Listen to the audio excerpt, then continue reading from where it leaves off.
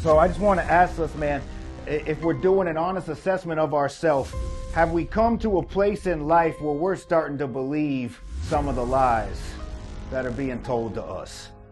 That we can't, that we won't, or maybe for a lot of us, that this is all there is. Saul, after he was praising himself a bit, he was justifying his actions instead of taking personal responsibility for the things that he was doing.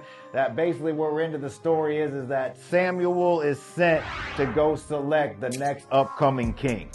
Right? And so he's brought to a man named Jesse who had 7 sons, and basically he brings 6 of them to parade in front of Samuel, thinking that it's got to be one of these. Like, if Samuel's coming here to pick a king, it's got to be one of my 6 older sons. Why? Because everyone would probably agree by just looking at them that they all looked the part. Like, they were big, they were strong, they were good looking. Right? If you just looked at them, you see, like, man, they just seem like they're important. These are the people that look like kings. It's got to be one of these. And so son by son goes in front of Samuel, right? He brings them all, and one after the other, God says, no, it's not him. No, it's not him. Like, Samuel's even confused. Like, it's got to be one of these, God, right? And so we're to that first scripture there. First one is 1 Samuel chapter 16, verse 7 from the NIV. But the Lord said to Samuel, do not consider his appearance or his height, for I have rejected him. The Lord does not look at the things that people look at. People look at the outward appearance, but the Lord looks at the heart. The Lord looks at the heart, right? Famous verse you may have heard before. Whether it's people that were looking at them and thought that these would be the ones that would have that position, thought that they would be the next king, or maybe, truth be told, maybe they were putting on a little bit of a show, right? Like, maybe they had some things that they were dealing with and that they weren't doing correctly, but they were making it seem real sweet to everybody else on the outside. Maybe they had some things that they weren't doing right in their life, right? Whatever it is, God's saying, man, people just look at the outward appearance, or maybe specifically, people just look at what you show them, right? The Lord looks at the heart. You know that there's this part of you that only you know. Right? Think about it. There's a part of each one of us that only you know. Imagine like we had a projector that projected to the rest of the world everything that we thought or said in our head. Imagine what that would look like, right? Like, everything you thought or said in your head, it was projected so everybody could see it in live time. I don't think some of us would have friends anymore. Some people that we used to be cool with would be like, wow, I didn't realize how much of a disturbed individual that you are. Right?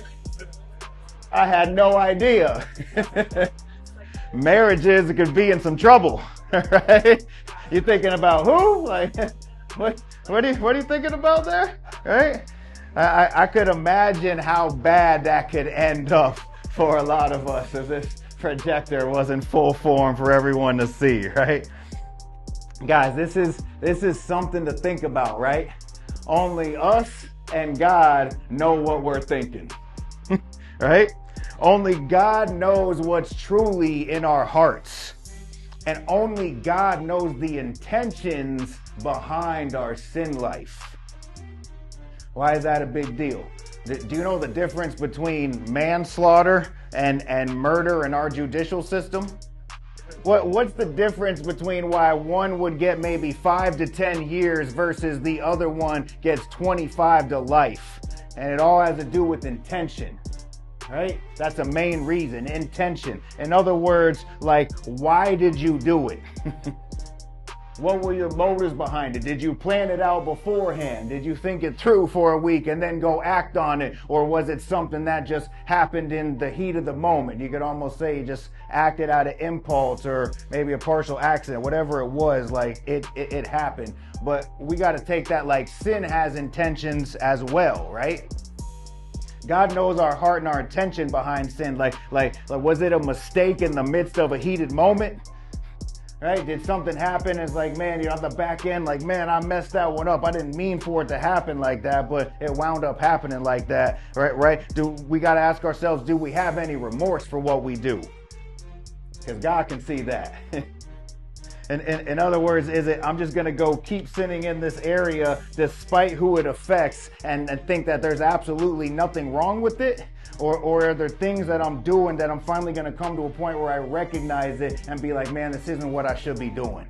I need to go to God and ask his help with this for next time. God sees all of that. And so number one, it doesn't matter what anyone else sees about us or what we portray to others as to the quality of person that we are. God sees right through all that, and he knows the true thoughts and intentions in our hearts and our minds. God knows the real us. God does not care what your Facebook friends think about you. I can assure you. God only cares about what's in here and what's in here, right? And we can make it look real sweet to the rest of the world, but be character defect central behind closed doors. Right? But none of that matters because God sees through all that, right to the person that we actually are. And so here's some good news about that also, right? It doesn't matter what we currently look like or if we're looking like a work in progress at this particular moment. Right? God can see through that and he can know, like, man, you know what? Like I'm not going to base my purpose and plan on what they look like now. Like God knows the real us, right? And he knows like they might make some mistakes, but I know their heart, like they're sold out for Jesus, right? Right? Or maybe it's meant like they might still have some rough edges, but I know truly like they're not going back to what I delivered them from. Like they're ready to move forward into something bigger than that, right? I know that they're not a giant watcher. They're a giant killer. I could see on the inside of them. So rise up. Let's go. Right? Let's do this, man. We got God on our side. He can see the true you. So don't worry about it. It's like, man, I don't know, all these other people look like the part and I don't really look at. God don't care about none of that. God knows what's really going on in here. And if you're coming to a table saying, God, like, I got some rough edges. I got some mistakes that I made. I got some sins going on, whatever it is. But God, I need you, right? Continue to work in me. Like, help me to work on those character defects and just deliver me from that old person. I don't want to be that way anymore. And I'm telling you, that's the type of person that God promotes, right? That's the type of person that God's going to do big things in their life because he sees truly the real us. This story, obviously, I assume everyone knows the famous story of David and Goliath. The vast part of it all takes place in 1 Samuel chapter 17, so I can't put all the scripture here for time's sake, but I encourage you to go back and read the whole entire chapter later tonight. It's an awesome chapter, and there is so much that we can get out of this, so I don't want to rush this one. This is probably going to end up being a four-piece series. So Goliath, man, this guy, he's a hulk of a man. Right? And he would basically, what was going on is that the Israelites were in this war with the Philistines, and when they would line up for battle every single day, basically Goliath would just step out and intimidate the whole Israelite army, and he would just start talking mad trash to them, defying their living God, right? And basically saying like, hey, if y'all are so tough, send out one person to come fight me. Send out anybody you got, your toughest warrior. He beats me, we'll all surrender. You guys win. But if I beat him, you guys surrender and we win, right? And your God is nothing. That was bottom line of what he was saying. Goliath is described as being 9'9". Like, this is like a big dude, right? His coat of armor weighed 126 pounds. Like, just imagine putting on a huge thing of armor, a bunch of metal that weighed 126 pounds and walking around in it, let alone fighting in it, right? The Bible also says he had a spear that the end was an iron spearhead that weighed 15 pounds. Assuming Goliath represents something in our life that is a huge struggle, or maybe it's multiple things that we need to overcome and we need to get past, right? This is pretty significant stuff that we're encountering here. I don't know what your Goliath is, right? I don't know what you have in your life. Maybe if things have been going smooth and Goliath's going to step in your face next week, right? I don't know what it looks like, but any Goliath, right, along with anything we encounter is going to do something. It's going to try to start talking to us. Just like Goliath went out to them every day and was talking in their ear, you can't do this, you can't beat me, your God's nothing, you guys are nothing, right? I promise you, whatever Goliath that we encounter is going to try to talk to us and is going to try to get inside of our heads. Now we got to stay ready for that, y'all. 1 Samuel chapter 17, verse 11, that next verse on there says, on hearing the Philistines' words, Saul and all the Israelites were dismayed and terrified. I've preached this multiple times, man, but this round I felt like God was bringing some new scriptures that we just kind of breezed past before. And so you got to understand, like, the Goliath that they're encountering is sitting there filling their head with a bunch of negative stuff, saying, you can't do this, it's not going to happen for you. And after hearing that, Saul and the whole army let that take root inside of their head, and they were dismayed and they were terrified and they were convinced that they had no chance and that they couldn't do this, right? This is like plain as day to me here. Our problems and our struggles will at some point try to convince us that we can't, that we'll never change, that God won't help us. Guys, we must refuse to believe the lies just like David did. And we got to understand something here. Like David's basically the equivalent of a bat boy on that particular day. Like, they're the professional soldiers, right? They're all the pros there. He's just this amateur, right? That David's just the young kid. He's watching the sheep for his dad, and his dad gives him a tassel we're about to talk about in a minute and tells him to go down there. But it's interesting that he's the one who refused to believe the lies on that particular day, not the trained professionals, right? So I just want to ask us, man, if we're doing an honest assessment of ourselves, have we come to a place in life where we're starting to believe some of the lies that are being told to us? That we can't, that we won't, or maybe for a lot of us, that this is all there is. I've had that thought multiple times, right? Guys, do not allow that to cause you to be dismayed or terrified, right? We got to look that giant in the face and say, no, not today. Right? Not today. I'm not believing that. I know who God is. I know what God's doing through me. I'm not going to allow that negative self-talk to permeate my mind. And I'm saying, like, you're going down. It's all over for you, Goliath. I'm not believing that any longer, right? I was reading this, another part of the scripture I just breeze by on a consistent basis. I had to ask myself, like, how was David on this battlefield to begin with? Right? Like, did they identify him as some great almighty soldier that would come down and take out old Goliath?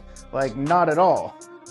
The reason why he was down there is because his dad sent him on a mission and gave him specific instructions. I thought that was interesting. Look at that next set of scriptures there. It's verse 17 and 18. Now Jesse said to his son David, take this ephah of roasted grain and these 10 loaves of bread for your brothers and hurry to their camp. Take along these 10 cheeses to the commander of their unit. See how your brothers are and bring back some assurance from them. Right? What does that mean? What is that even a big deal? Basically, he's saying take a certain amount of grain, right? Take these 10 loaves of bread, exact instructions down to your brothers, right? Take these 10 cheeses to the commander that's over them. I want you to see how everything's going, and I want you to bring back word to me. I feel like when we read the Bible sometimes, like, just we're being transparent, like, haven't you ever read some of this, or when they go into such detail about things, I'll be like, why is that even in there? Like, why does this stuff matter, right? I'm telling you it matters because that's how greatness is achieved right there. It matters because great people do the small things with excellence, right? Great people, when things don't go right, or maybe it could have been better, there's something else they could have done, it bothers them to a certain extent, right? Great people operate with integrity in all that they do, and they do what is asked of them, right? Think about that. Like, David didn't have to take any of this stuff to them. right? There wasn't social media or cell phones. Like, his dad wouldn't have known what happened. He could have been like, yeah, okay, Dad, I'll throw a couple loaves in there. I'll take one or two cheeses. And he may not have even gone down there and handed it out to anyone. He could have gone halfway down, turned back around, and be like, yep, I ate all the stuff. But sure, Dad, I gave it all to him, and I checked on him. Everything's good. Like, everything's going well, right? But no, that's not what David did, man. What did he do? He did exactly what his father asked him to do, right? He took exactly what was instructed. If you read in the story, next Bible says that he woke up early the next morning to take the trip. He didn't sleep in until noon. Right? He woke up early and did what he had to do, and he got it done. I love that, man. Great people do small things with excellence. Great people do small things with excellence. We might read the Bible, think this doesn't matter. Maybe there's some stuff in our life, we just go through it, and it's not that big a deal. Like, I don't have to do this to 100%. No one's going to know. No one's going to find out. No, they do everything with excellence. Great people, when things don't go right or it could have been better, it bothers them. I'm not saying to get down on yourself and always be negative, right? But if you know, man, I could have showed up a little more in that area. Like, there's probably a few more things I could have done to make that go a little better. It bothers them a bit, right? And great people, they do what is asked, and they operate with integrity in all that they do. Because I want you to think about that, like we know how the story ends. David didn't, right? You understand? Like, to David, that was just another average day, right? He didn't know what was coming up in the future. He could have shirked his responsibilities, but no, he carries himself with integrity, and he gives his best in every single task that God puts in front of him. That's something that we should emulate in our life, right? And here's a key to the victory. One of the keys why I believe David overcame Goliath and that we could overcome the Goliath in our life. Stay ready, because when that Goliath comes unexpectedly, you will be ready because you've been doing all the little things with excellence leading up to that point. And you're going to be ready for what comes next.